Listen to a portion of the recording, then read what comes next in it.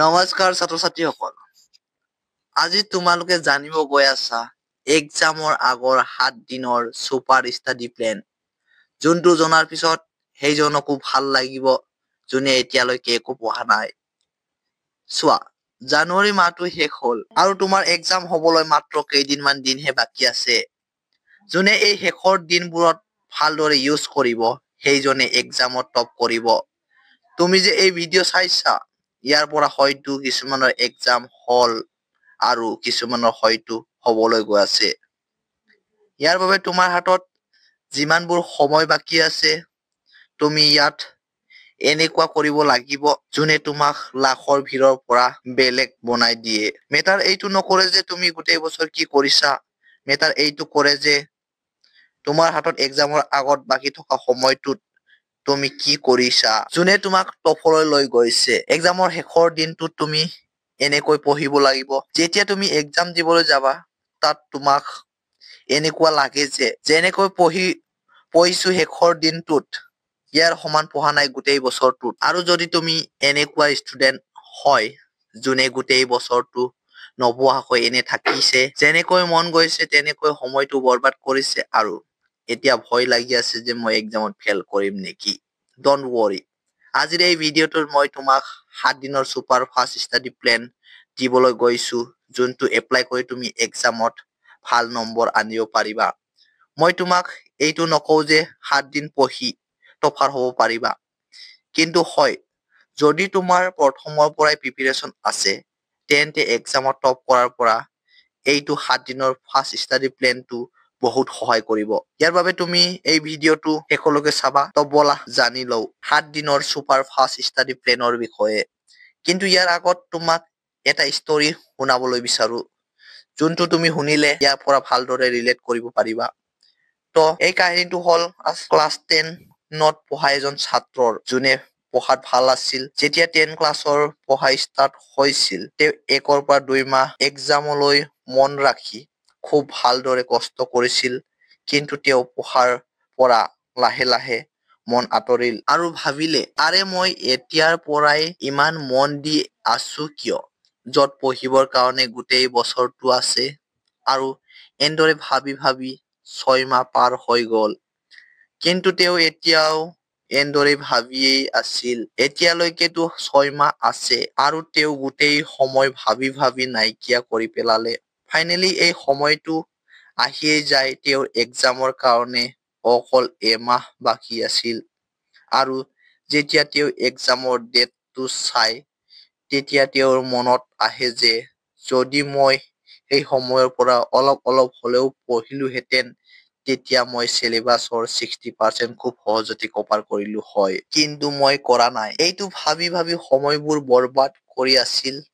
পিছত তেওঁ নিজে নিজকে মটিভেট কৰিলে আৰু ভাবিলে যে একো নাই, যিমান সময় বৰবাদ কৰিব লগা আছিল কৰিলো। এতিয়া মোৰ যিমানখিনি সময় আছে এক্সামৰ কাৰণে, মই এতিয়া গোটেই জীৱন দিম। এতিয়া মই 1 মিনিট সময়ো বৰবাদ নকৰো। আৰু তেওঁ ভালদৰে বান্ধি ললে, এতিয়া মই অকল পঢ়িম। কিন্তু আনফৰ্চুনেটলি 2-3 দিনতে তেওঁ বেমাৰত ভুগে আৰু তেওঁ এই শেষৰ দিনটোত চিলেবাছ কমপ্লিট কৰিব নোৱাৰিলে। তাৰে পিছত ক্লাছ 10ৰ এক্সামত ফেইল কৰে। এতিয়া তেওঁৰ লগৰ আৰু তেওঁৰ ঘৰৰ পৰিয়ালৰ সকলোৱে কয়, তেওঁতো ক্লাছ 10ৰ পৰীক্ষাই পাছ কৰিব পৰা নাই, এতিয়া গম নাই যে তেওঁ লাইফত কি কৰিব পাৰিব।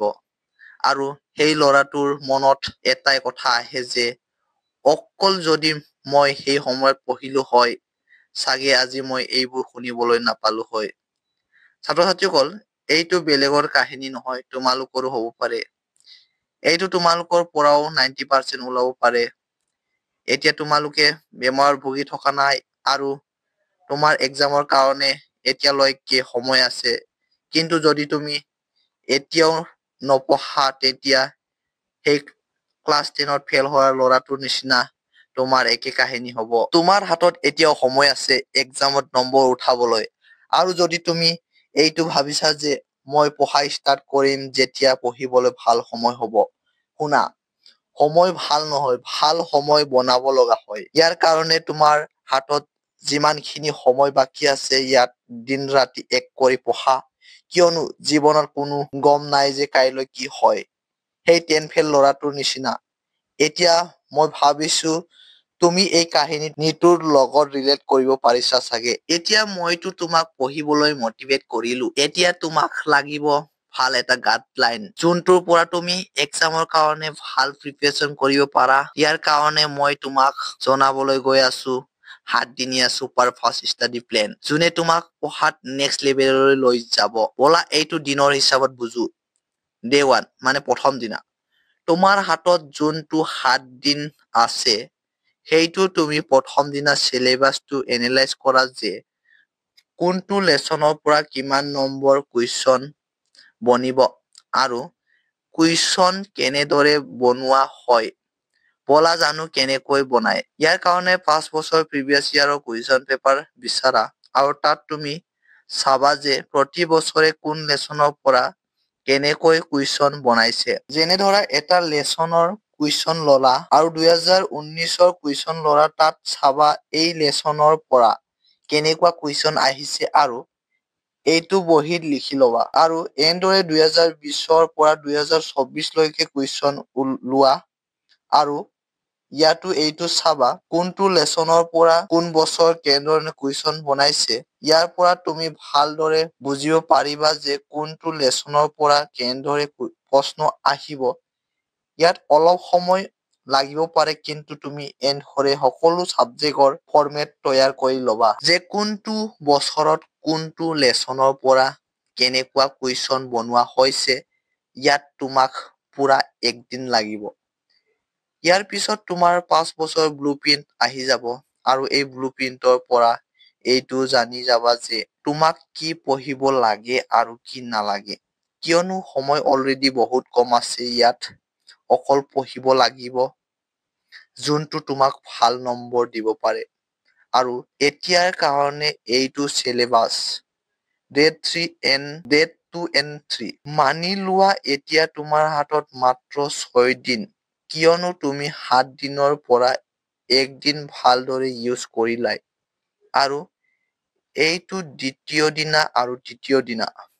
ইয়াত তুমি অকল পঢ়িবা, কিয়নো তুমি চিলেবাছ কমপ্লিট কৰিব পাৰা। চিলেবাছ মানে যোনটো মষ্ট ইম্পৰ্টেণ্ট পাৰ্ট হয়, যোনটো তুমি 5 বছৰৰ কুৱেশ্যন পেপাৰ চাই চিলেক্ট কৰিছা। এইবোৰ চিলেক্ট কৰা কুৱেশ্যন এনচাৰবোৰ 2-3 দিনা 60% চিলেবাছ কমপ্লিট কৰিবা। এই 2 দিনত 10ৰ পৰা 12 ঘণ্টা পঢ়িবাই। পঢ়িলেহে তুমি তোমাৰ চিলেবাছ কমপ্লিট কৰিব পাৰিবা। ডে নাম্বাৰ 4, এই যোৱা 3 দিনত তুমি সময় ভালকৈ ব্যৱহাৰ কৰি পঢ়িছা। এতিয়া 4 দিনত তুমি এইটো পঢ়া যোনটো পাৰ্ট 2nd আৰু 3rd দিনা কমপ্লিট কৰিব পৰা নাছিলা আৰু কমপ্লিট হোৱাৰ পিছত পঢ়িব লাগে যোনটো চিলেবাছৰ পৰা ইম্পৰ্টেণ্ট নহয় আৰু ইম্পৰ্টেণ্ট হল পিছত তুমি চিলেবাছৰ সেইটো পাৰ্ট পঢ়িব লাগে যোনটো পাৰ্ট তোমাৰ বাবে ইম্পৰ্টেণ্ট নহয়। তাৰ পৰা বেনিফিট হ'ব যে যেতিয়া তোমাক সেই লেচনৰ পৰা কুৱেশ্যন বনাব, তেতিয়া গম পাবা যে এই কুৱেশ্যন কোনটো টপিকৰ পৰা আহিছে আৰু ইয়াত কি লিখিব লাগে। য'ত তুমি 4 দিন একেৰাহে এই ষ্টাডি প্লেনৰ জৰিয়তে পঢ়িবা, তেতিয়া তুমি দেখিবা চিলেবাছৰ 60-70 পাৰ্ট কমপ্লিট হ'ল। এতিয়া আহে এইটো ভালদৰে ৰিভাইজ কৰাৰ সময়। ৰিভাইজৰ কাৰণে আমি ইউজ কৰিম ডে 5 আৰু 6। তুমি এই যোৱা 4 দিনতে চিলেবাছ 60-70% পাৰ্ট কভাৰ কৰিলা। এতিয়া সময় আহে এইটো ৰিভাইজ কৰিবৰ। যদি ৰিভাইজ নকৰা লাগে, তুমি যিমানে পঢ়া সেয়াৰ ৰিজাল্ট নাপাবা, কিয়নো এক্সামত কাম আহিব যোনটো তোমাক এক্সামৰ দিনা মনত আছে। এই কাৰণে তুমি এতিয়ালৈ যিমান পঢ়িছা সেইটো খুব কমেও 2 বাৰ ৰিভাইজ কৰা। এই 2 দিনৰ ভিতৰত যাতে সেইবোৰ মগজুত সোমাই যেতিয়া তুমি এক্সাম দিব যোৱা সেয়াত ভালদৰে লিখিব পাৰা। এতিয়া তোমাৰ হাতত সময় আছে মাত্ৰ 1 দিন। ডে 7, তুমি এই দিনত তোমাৰ চিলেবাছখন এনালাইজ। যদি তুমি এই 7 দিনৰ ছুপাৰ ফাষ্ট ষ্টাডি প্লেনটো ফ'ল' কৰিবা, তেন্তে ভাবি লোৱা তোমাক এক্সামত ভাল নম্বৰ পোৱাৰ পৰা কোনো ৰখাব নোৱাৰে। ছাত্ৰ-ছাত্ৰীসকল, মোৰ ফালৰ পৰা সকলোকে বেষ্ট অফ লাক থাকিল আৰু কমেন্ট কৰি জনাবা যে চিলেবাছ কিমান % কমপ্লিট হ'ল। বাকী যদি ভিডিঅ'টোৰ এটা লাইক মাৰি দিবা, চেনেলটো ছাবস্ক্ৰাইব কৰি ভিডিঅ'টো বন্ধুবৰ্গলৈ শ্বেয়াৰ কৰি দিবা। ভিডিঅ'টো সকলোকে চোৱাৰ বাবে ধন্যবাদ।